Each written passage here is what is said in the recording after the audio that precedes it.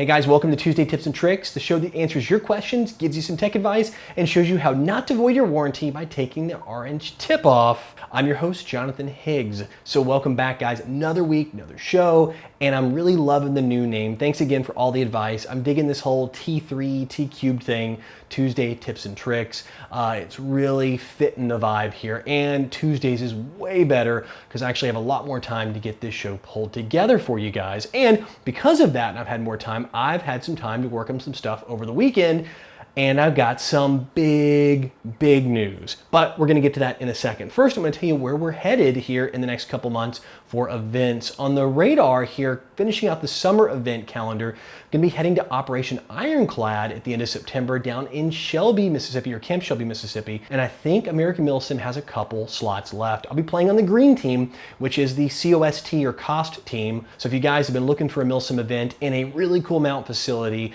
check that out. I think they have like maybe 10 or 15 spots left as of the taping of the show. So I've teased you enough, and now it's time for the big news. And that news is, and I'm gonna need your help on this one, so don't get excited just yet, we're gonna bring back the Airsoftology podcast, and we're gonna bring it back even better. We're gonna pump up the format. We're gonna try to add some video and things like that to it as well, but I'm gonna need your help on this. In the past, we've been borrowing the mics from people I know in the music industry, and we really need equipment to make this thing self-contained. So we've launched a Patreon account. Now, if you guys aren't familiar with Patreon, it's think like Kickstarter, but you can do small little micro monthly payments to help support your favorite brands. It works really well for people who do podcast videos like this and artists and comics. So we really chose that platform as our kind of a base to help you guys, help the show, and help get this thing going. And it lets you just, if you wanna give $1 a month, you can do $1 a month. So guys, if you haven't checked out Patreon, or if you know what Patreon is, here's a link right here to our Patreon page. We would love to have you support the show. And once we hit some of those milestones, especially the first one, the podcast is coming back, and we set that bar really low. It's not gonna take that much to get the show off the ground. And again, thank you guys so much for helping out in advance, and we're so excited to bring the podcast back with your help. But enough of me panhandling, it is time for your questions. Mr. Dubstep Inderman writes, if you're airsoft on a budget, would it be better to speedsoft or go Milsim? I think the first thing most people would say is, hey, you know what, do the speedsoft thing. Field fees are like $15 to $20. You can get a gun pretty affordable. You don't have any real uniform requirements, and it'll get you out and playing a lot more often. But when you really think, if you're going like every other weekend across, let's say 3 or 4 months, that can add up to $300, $400, $500 in field fees, depending on how often you attend. So when you look at a Milsim event that's $150 to maybe even $200, it's really not that much more money. I think the big challenge with Milsim is the expense of actually getting to the event, so it really depends on where you live. So at the end of the day, from a money standpoint, you can get 4 or 5 good Milsim events in a year, if that's what you're really into, for around the same amount of money that it would take for you to go and play like every other weekend at your local field once or twice. So that's just something to kind of think about. And even when you go out there at these big events, uniforms, you don't have to get all geared up. You don't have to spend $2,000 on gear. You can wear anything as long as they match the uniform requirements. So it's OD or tan or multicam or whatever it is, just pick a faction where you already have the gear for it, and that way you won't have to spend any extra money. SurreyFan93 writes, would it be better to buy a high-end AEG or gas blowback, or to upgrade a low-end or middle budget AEG or gas blowback? All right, so the way I look at this question is, I've owned a ton of guns. You guys know I do reviews all the time. And really digging deep on all this, I would absolutely say go the high-end route. And really the analogy here is, you can get a Honda Civic, you can put $50,000 of upgrades into your Honda Civic and make it drive almost like a Ferrari, or you can go out and buy a used Ferrari, maybe 10 years old, for right around that $70,000 combined income. Now you take that over into the airsoft world, and you can get a $150 airsoft gun, you know, pretty much all over the place, and then put like $150 to $200 into it to get it up to a good performing level. Or you can go pick up a gun like the Crytac, for example. Those are great for $325 internally and externally. There's some good KWAs, VFC guns, whether it be the HK stuff that Elite Force puts out or just the standard VFC stuff. The Echo One Platinums, which are based on that same platform. Or if you want to go a little higher, like the Evo A3, all those are going to be mainly in the 300 range-ish, and then the Evo is going to be on the really high end of that, around $500.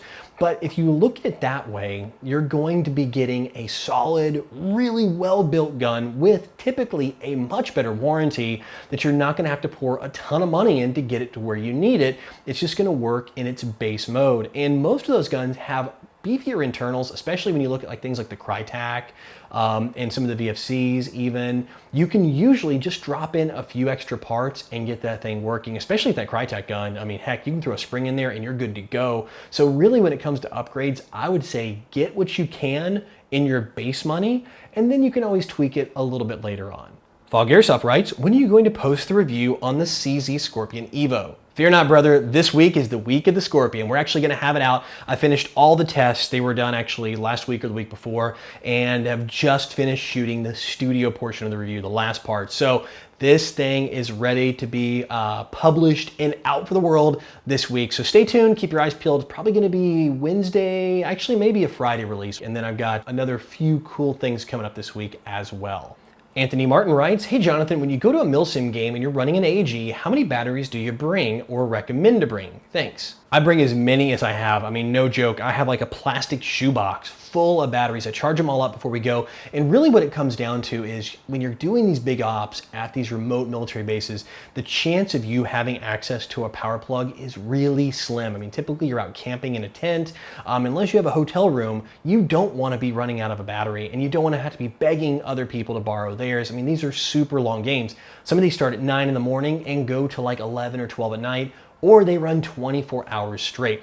So the short answer is everything you can bring. The long or more detailed answer is I have 4 2000 mAh 11-1 LiPo batteries, like the little butterfly ones, the 3 sticks that go in the back of the crane stock.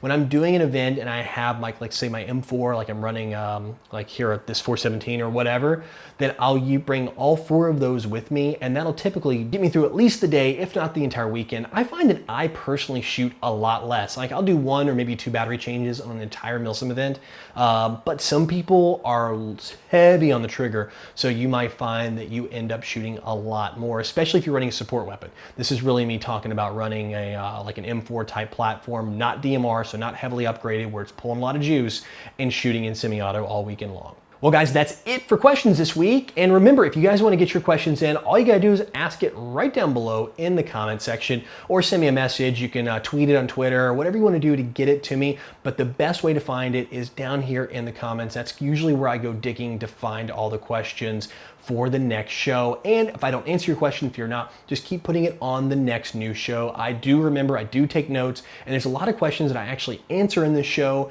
that get chopped out just to keep the show down to size, and I'll usually pick those up for the next one.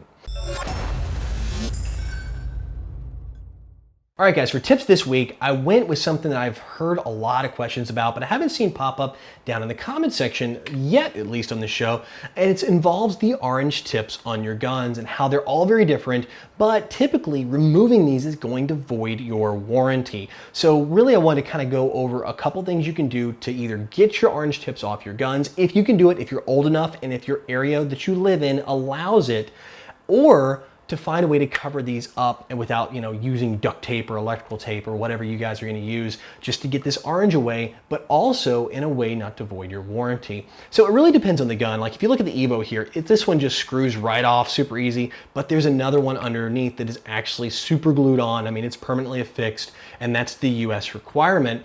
Also, if you look at guns, let's say like the 417 back here, it's a steel flash hider on the end that's also glued in place. So it's really a lot of different ways to get these things off. I found a way to do it without making any permanent changes that's reversible, and it'll keep your warranty intact with these companies that require the orange tip for warranty service. And that's using this. Plastidip. Now, if you guys haven't seen it, Plastidip for a long time was a little jar and you dip the handle of your tools down in it and they give you like a rubber grip. Well, they've come out in the past few years with spray paint version of Plastidip, and I even think Rust-Oleum has just released their own version as well. Now, I get the matte black one here, and basically what this does is it puts a rubberized coating that you can peel off over anything you spray onto. So if your guys are gonna use this, it's pretty simple. Make sure to tape off the inside of your barrel. You don't want anything getting down in the barrel. So I usually put some packing or wadding or a ball of tape down in there so no paint will get through. Make sure it's really good in there. You don't even want the paint to drip down in there. And then tape off the area I'm working with, and then you'll spray it with the Plastidip. So yeah, it'll stick to plastic, it'll stick to metal, it'll stick to pretty much anything. The only downside to this is it does tend to scuff off. So if you play pretty rough, you're gonna find it's gonna scuff off and start to expose the orange underneath, but it's no big deal. You just hit it with a little Plastidip again and you've got it fixed. In fact, if you guys watch my Crytac review video, that's what I did to the tip of my gun on that, is this, because I really liked their plastic flash hider. It's so cool, and there's not an aftermarket one that comes from them yet. So I wanted to retain that flash hider and I didn't want to have to chop it or cut it off since it was plastic. You're gonna lose it when you try to remove those. Those are not savable. Only the metal ones are really savable. So yeah, Plastidip is a lifesaver. Light coats, use it as they say for directions here. And the great thing is if you do overspray and get some accidentally in other parts of your gun, you can actually just take it right off. Just use your fingernail, scrub it, rub it with your thumb, and it'll come right off. You don't have to use paint thinner or anything. And if you go to an event like, let's say, Black Sheep Milsim, or you wanna have warranty service, you actually can work on it and you can peel it away and expose that orange tip. So that's a great tip if you guys want to hide your orange flash hider for big Milsim events, but your local field requires that you have it, or you're old enough to actually cover it up and allow it legally where you live. Check out using Plastidip. It's one of the best things. It doesn't permanently mess up your gun. All right, guys, that's it for this show. And you know what that means? It is time for the video recommendation of the week. And this one comes from actually a buddy of mine, Jet Desert Fox Del Castillo. Yeah, you guys probably all know him, and most of you have probably seen this video. But for the ones that haven't, you want to go check it out. It's really the one I think that put him on the map. About a year and a half ago, this one came out, and I still watch it to this day. It's hilarious. It's the hostage situation video. And if you guys haven't seen it, I'm not going to give it away, but it is really funny, and it's all off the cuff, all impromptu, just real hilarious situation that happened on the field that turned out just fantastic. That was lucky to get caught on video. And if you're not subscribing to Jet's channel, Jet does some fantastic gameplay, guys. I wish I could put together a video like he does for going to these big ops and these big events. So yeah, definitely hit it up over there. And if you guys don't sub to him already, definitely throw him a subscribe. Well, guys, that's it for this week's Tuesday Tips and Tricks. And thank you again for watching. Remember, I'll be gone next week, so you'll have an extra review in place of this show. And thank you again also for helping support the Patreon program and get the podcast back up. But until then, remember, play hard, play safe, and call your freaking hits.